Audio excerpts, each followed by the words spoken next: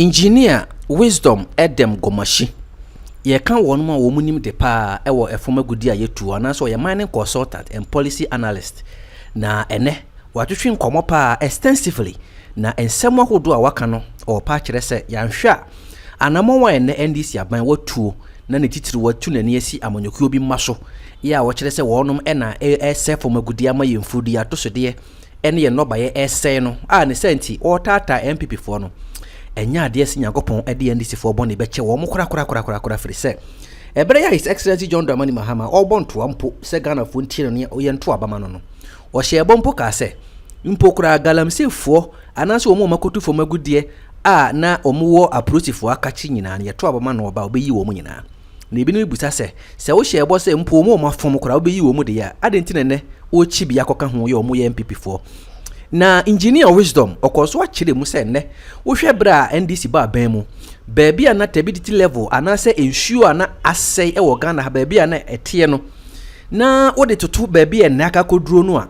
na kire se wo de gu nsane ni a eburuburu ja na nso ne aban ne se wo ma Ghana fo mpokwan e mo nkonkwaje report wa e kire baabi ensuo no asai aka koduro wa ka kire wo mo ye adwuma water company ne se munim na mo de report no ma obi a ene madwuma ebebo mo nti ababa ya rekosempa na wakoso akire mu se enema hodo ye gina so ye chi Bernard Entwibo osia kokotu mu ena me no kase wodansa wam sa niema no mpo no ene de ekoso no eche ne moho aye ni me NDC fuo kuku dam ene wonum achensa ase na fade excavators akogu ngure mu a wonum etuo enti se we no enye bo na bana bo ni trimu pose o de MPP fo be ko afiase a de pa ena ekere se John Dramani Mahama de wo ye wonim ho hwe eyensem bebre no yenya daje na yentie engineer wisdom Edem Gomashi e won kiremu a wode aba e wo sese ba bia ensen ensase na ase akoduro no masa o my Ghana ba bia keka konde eni enya ya no odin papa yenko tie interview ne bi ezu yaban omo chi omo galamsey no omo atu omumu yebema omo amnesty no omo asaba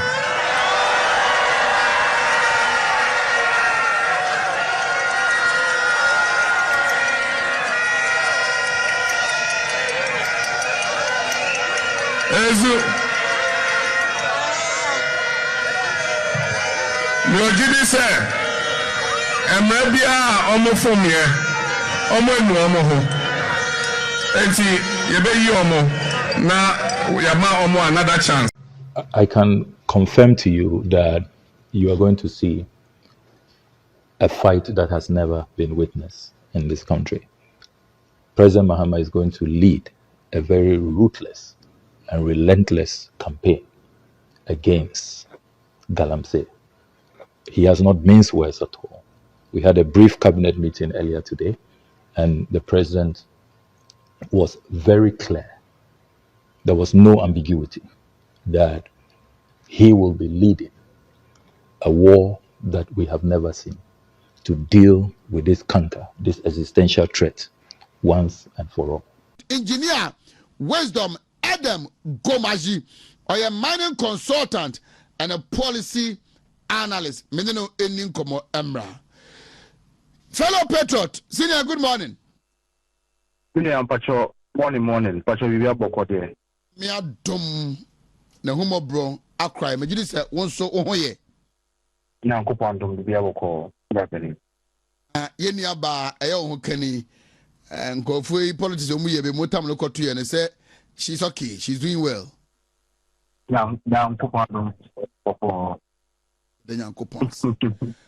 Yeah. As a mining consultant, when you sit down now utie the conversation that led to the 2024 general election, no? Even before that, about mining activities, illegal mining, angasa ekoso, and what a mining in a baya abakwani de also seeking to do. Sir, you bet to me I am mining no kind person na emfasodie wo me yensa ka na mom yensa se yensuo ye kwai na bet me ho bra. Are you at peace with what we are doing as a country? Okay. All right. But me san so chia we tie phone na anopepi na meka say before year to aba in 2024 na Ghana ubie ni mu say pano finding one of the key aspects of Ghana's economy. In fact, your backbone. Around that time, now small scale mining, so a more cutting and it provided about averagely a little over 40% of total gold and now you produce. But to be also in Ghana, I can't small scale mining now. Now, Fabino, illegal mining. And before I ever talk about 2024, not Ghana, Ukraine should be brave. I say. I say, me na say so to say ansa na mampeni President Akufo-Addo so be di mampeni say okaya okase or his presidency private and beto on the line. So be catch also or the presidency beto on the line and there is no problem be then. Oh hodada. Enti na yen to say yen kwaye bebre. I mean illegal mining editing bebre. But in 2024 the situation was still prevailing. No regardless interventions about that year say OP community mining schemes, say all the an online system buyer for license applications, say auto mercury gold processing equipment, they are small scale miners, say auto speedboats man military. Yeah, no matter be illegal mining was still persistent. Na galamsey that's why then koso abandada edu balance stop by Operation Vanguard, Operation Hot 1, Operation Hot 2, military operations. Emma Seokaya, proud to 2020 elections, President Mahamak Dina, Bumbanso in Western region, Eka said, Omo na President Akufo-Addo Ekitiomuno, Omoyan Kolana, no ya twa Bamana to be president. Omo Omati Omunina for Galamsey, Omasa Gun and Sunina, Obe Yomunina then AP. This were the commentaries. In the year 2024, Nema Bebrek also, a to the extent said the organized labor, the NDC, NDC would be were calling said Ghana, there should be a state of emergency, to be declared on everything mining activity. The previous government, Emma, so many explanations said problem no, but declaring a state of emergency no, Yayebida in 2018. Time President Akufo-Addo banning everything small scale mining in Ghana. Ironically, 2018 Ghana banning small scale mining. That is the time until 2025 was the highest time in small scale mining. They produce the highest gold ever. So it tells you that when you ban the activity, regulation becomes weak. Now the human empire then are sorry. MPP can be BRA and this is said no. Abandon society. And at the NDC government bar power the issue about galamsey. They gave all the solutions. They gave all the solutions to the government. Semekaipa, me sure say also work at that time. Honorable Sam Georgia and or share your communications through our network. I can say galamsey can be ended in 2 weeks if we have a serious president in this country. In Honorable Samuel Okujeto Ablakwa and Oil Foreign Affairs Minister. Eka said small scale mining should be banned for 5 years. We had Sami Jenfi Esquire and Oti Gold Border, or top majority of illegally mined gold, attacking President Akufo-Addo, President Dr. Bawumia. They were in charge of galamsey. They were involved in galamsey in this country.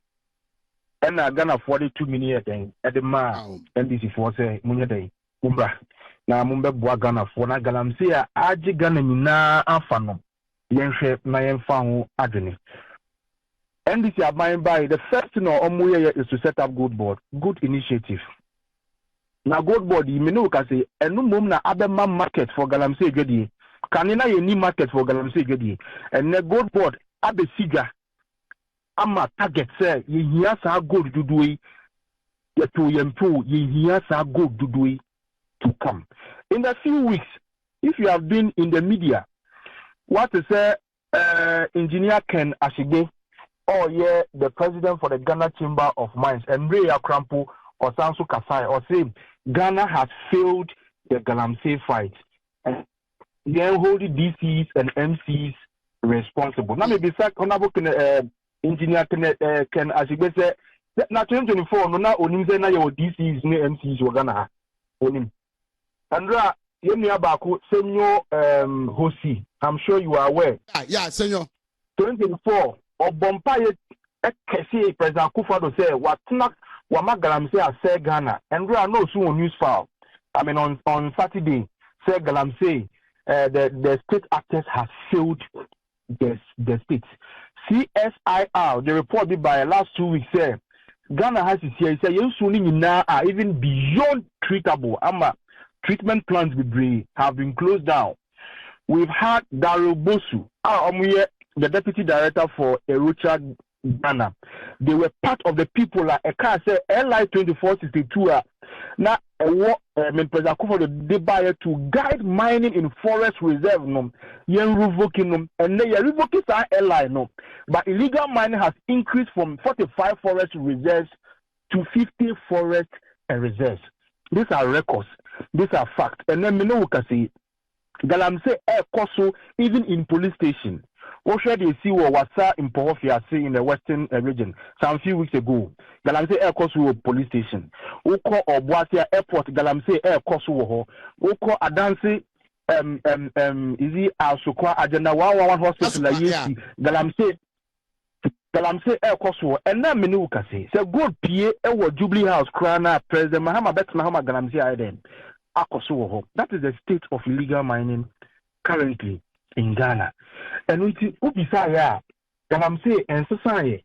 Na adia ama galamsey akoso no say kane na enye say abaya abet na so ko enye so omonto go dey free galamsey for who, but there were efforts na omo try say omo beku, but ene gold board no on one kasa etwa ebo say mihia gold dudu we say na ye bisa say gold dudu na we twa no small scale mining companies are license in okrom ha no to me even half of what target now we are then o hwehwe no enti target in Kano or pay the free the free illegal sources ya truck at their communals commission akọ gold board say okay samose monto galamsey for gold and the moment the list of small scale for monto gold no every omo the basin there omo kan wase.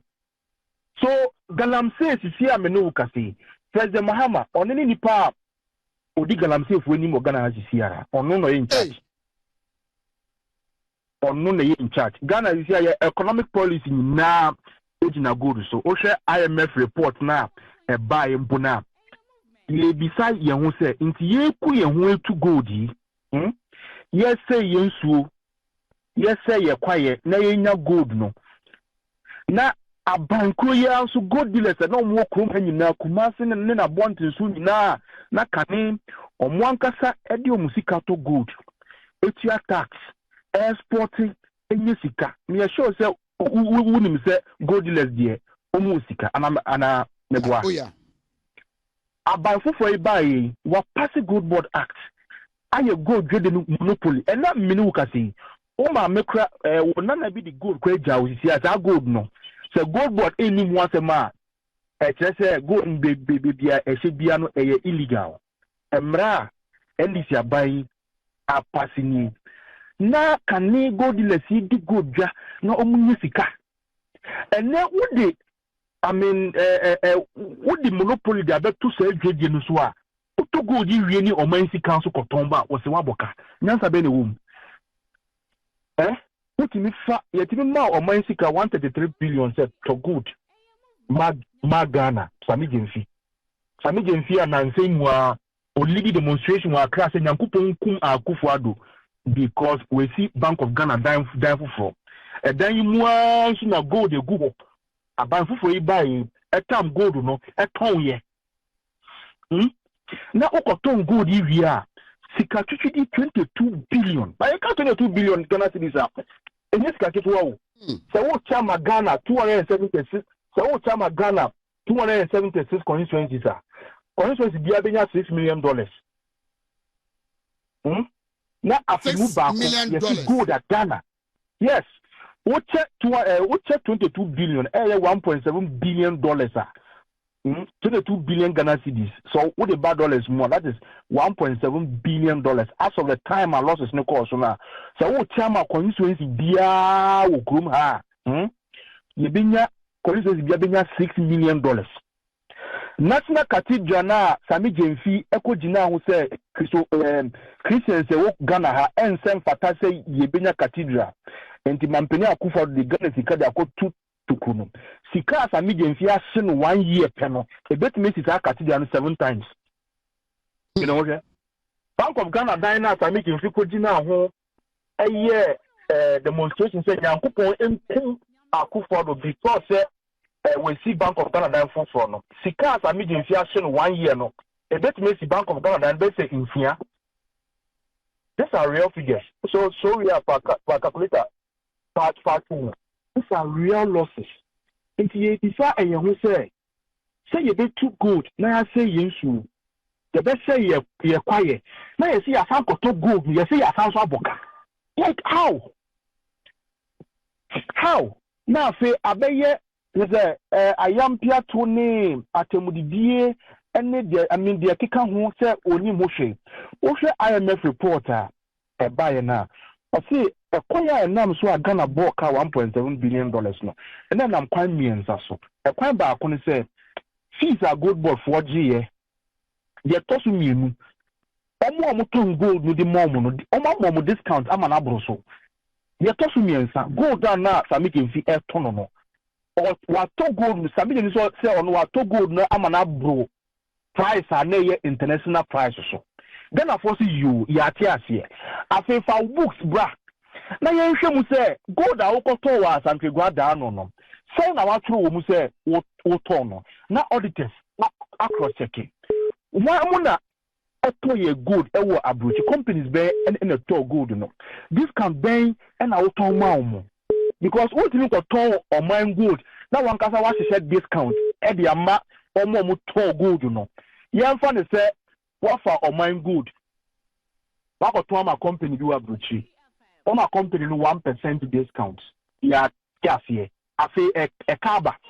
A kaba and I say the sound say company now turn gold demand them. You have to say you use our company no. Now 1% now would demand as discount no. Is it competitive in the industry? Because let me at the amount. I'm a 1% discount. If I say I give me card 0.5% room. So what you say? And no Ghana for your person here.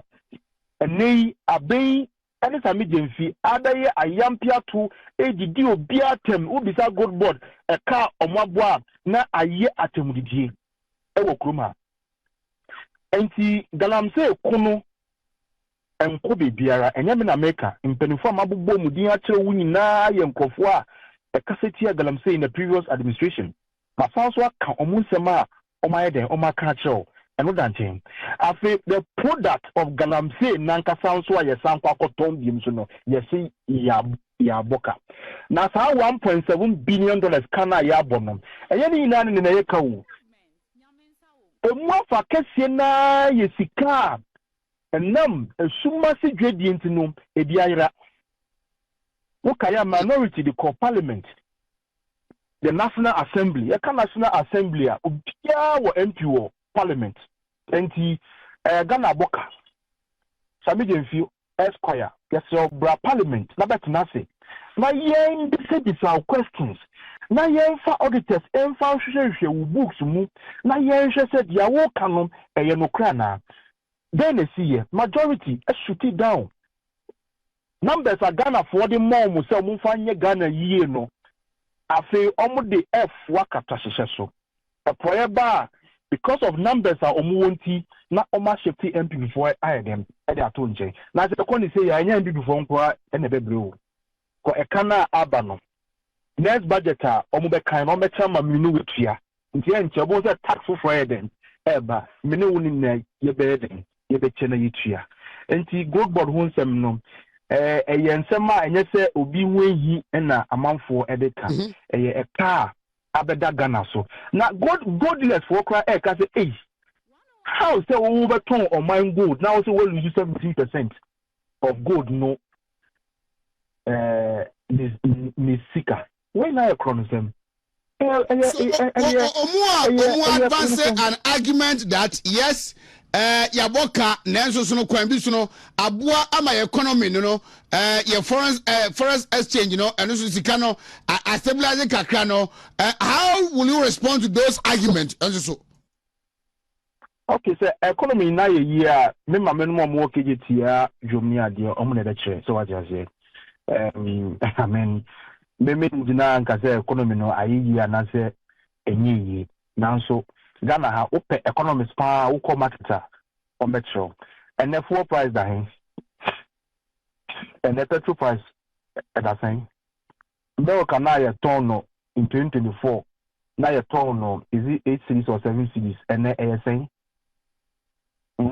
nyama bo akoso nti yama sika say fakoton good na say wakoton good no na waboka eka no bi nso bet na na hwehwe mu sika ni bi afanchen I will say why economy be na why ni teacher fu egufie a you promise you mo say you be your automatic postings omo na so ngufie nurses fu egufie a you can say President Kufado ye minipa boni na allowances no ehun yen ti say omo ba ombe posting nurses fu nyina no nurses fu say no mafa demonstrations omo demonstrations an kuma see akwambo disabled for ko gara wa krampo demonstration last week nipa say no mafa no ewo kuma free SHS President Mahama promises say ono ba obeto imponchi ama secondary school for amomo arere no what be that schools are complaining say eduane po nya dem emba ansampo so na aponcha be dem aba be kan wo kuma shede yakoso President Mahama buy mining companies do not say na Ghana ni bi age e mu do not say na omebushafo age so say banu say Ghana economy na year aye we kwan benso me ma me no mo wo kejetia omudu do say na $1 account omudi do Ghana yedi dollars wo kuma so message in this with this argument of economy no say what me prove it me say ebia time na abanda da ne wo so no na mu radio station na mutua live 10 cities here mutua 5 cities and the melty as here sanity ana sure of course electricity bills have gone up 28% from 2024 so what are you telling me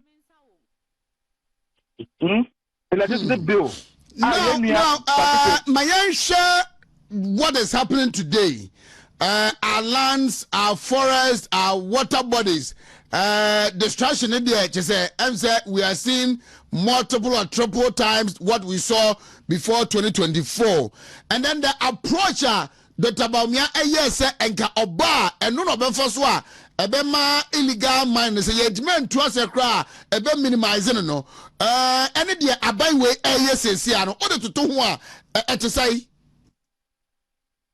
All right, so thanks very much, Beam. We said last week what is join news for Nankasa. Omo Eka, so omo letter called Ghana Water Company. Say omo predictor on turbidity levels of the water bodies. Emma join is for the catcher Ghana for you now. Say workers say order from above say there's no release that data to anybody. So okay. Yeah. Good. Actually, say President Mahama, she see ano galamsey jumano ono na ehye. Ono in charge. And omu hia good no so for their economic policy. Nti me no ka say. Na say order from above no more modern say President Mahama. President Mahama is the commander-in-chief of the Ghana Armed Forces. Also, Article 257(6) of Ghana's Constitution now. Ghana minerals na President Mahama nsa. Kawacha say. She said ya Otrabo President Kufado ama galamsey air cost of forest and reserves no. President Mahama me no ka say galamsey air cost of krom hanyin nara. Ono na nsa eden and that's so. Ono na appointees are meeting for gold board for eto galamsey gold. So President Mahama is the one in charge of illegal mining in this country. Unless he's able to prove say he is not in charge by producing the list of mining companies that gold board air them, airto gold air them, a free omonjay. 80 that I'm saying, even. What you mean, your NDC for Nankasa? President Mama Nankasa say, or Nankasa himself, or Nankasa in crop where then? Yeah. Everybody is speaking about it. So, President Mahama, already President, they said, Echo 2 years, that and so ben in Yate, wouldn't you me? That and so ben, Osia CSOs, I said, President Mahama can say, now go to know, say, Omoko 2 go do and so much. Gold no yinyam. Yama omofa gold no enkwana. When a mampenia or catch us, that I'm safe for the coat bar or better because all share my gold near them on conchain. If they say company, they can say that I'm safe for gold na mutu munza one canesa. So as I say, Anti President Mahama Galamsey of course who are gonna hang nara onimbubi. So onimbudia ombe yinano. So as I say, Anti I wanted the Yavantu chain. Something I the host of Newsfile or Kasembi last year. But say President Mahama on fa I didn't be in figure about me or Krana upon the show uncle Baumani Manifesto 2024. Now Baumani mining policies no on the uncle P and one in Yano because at junior now Dr. Baumia say or they run it the mining sector now. Now my main council and Kase and next Dr. Baumia president. Min Kase Galamsey Subeden Ibicha. Let me be very honest with you. Galamsey to send Yanko from by Esuncha, no can I make a show. Then I was say a team show commitment say you bet me up pregnancy. Am I yin shoe any inquire why then at home. So send Yanko from the Galamsey every we said that. Now so you bet share am I then. Yeah, I'm on a guinea. Ocean policy bit to say obey. Investi sika amaya hwehwehwe Ghana yensase mu maya cutting areas specifically for small scale miners na ya agnepa na Dr. Baumia person or ye den or the bar on board omu se mining minute ye eduma yentimi nkata yi ni ntwa ntro se ye ba de gyan no ama se ye ba bi si ano nti no o hwese nka make free both processing equipment no obey idea nka obey den or the beba na abua minus. Share promises are NDC promising ye. Share promises and MPP promising in 2024. MPP promises. Na promises are na ya dia to say mining ye into me jai. Now so ya fa kwan papa so nye den enye. Opie NDC for manifesto mu a omo adwini nyina ne say ye ba ye be jai no. And to see a Omabaya Jaya Muntimi Jayano, Adjuna, Omaba Womana Kosuno, Ebiniho. One of their policies are NDC workers say Omaba Kuitia Galamsey, to replace MPP's community mining schemes with cooperative mining schemes. Yeah. So, okay. On the 6th of August 2025, policy are a dawdada. Abai Ebojawa or Boasi say almost Uncle Dina and cooperative. And I thought got pata you lose very energetic, hardworking ministers and other officials of the state. 1 year down the line, they have been able to establish just one cooperative mining scheme. One. Sika Oma spending over 30 million Ghana cedis already free. So look at Ghana, a country with about 33 million population. About 3 million Ghanaians are depending on, small-scale mining, being it the legal and illegal aspect. By extension, 5 million people. What's a book a CSA? Minokase, gold mining has caught up with 13 regions out of 16 regions. And in 2 years, getting to 2 years out of a 4-year mandate of a government, they've been able to establish just one community mining scheme, cooperative mining scheme in the hometown of the minister responsible for mines, Enumpo Enyejuma. So this is a government that has failed on all fronts regarding this fight against illegal, because none of their policies are working. You see, Omukase Nina a gold board. Omukase Nina a gold board. ko gold board na eto gold no me papi mu me boni mu no matter nti me paucho ma Ghana ni bia enya arehemu se galamsey ba bejai enyai obi enyi na adwin free so enyai under President John Dramani Mahama enjai on the second term need the obaya mame na say na me fancy na say the better di nkomo pa nyame show any wadaje the extension of it gold board a car abamu any emu nkomodie nyina no anopay mene no edi ho enkomo na quickly let me take you to the Facebook page of Honorable Alexander Kwamena Afenyo Markin na enano ada minia Samijan fi akọ news file ne nkoma okodi ye na osi ora Afenyo Markin ono kra no eba no ne di nkomo bi or describing as a extortionist no ora Afenyo Markin aba abeya no akrata watre no odibi ebeto ni Facebook. Now if I want to read through or see over the past week, all manner of insults and personal attacks have been directed at me. Ahead of the reconvening of Parliament, I have summoned my colleagues for our caucus meeting, as is routinely done ahead of every meeting of Parliament, to strategize and coordinate our parliamentary business. This is a regular practice of the caucus and should not be misrepresented as anything else. Pull down the misinformation on your website and correct the record.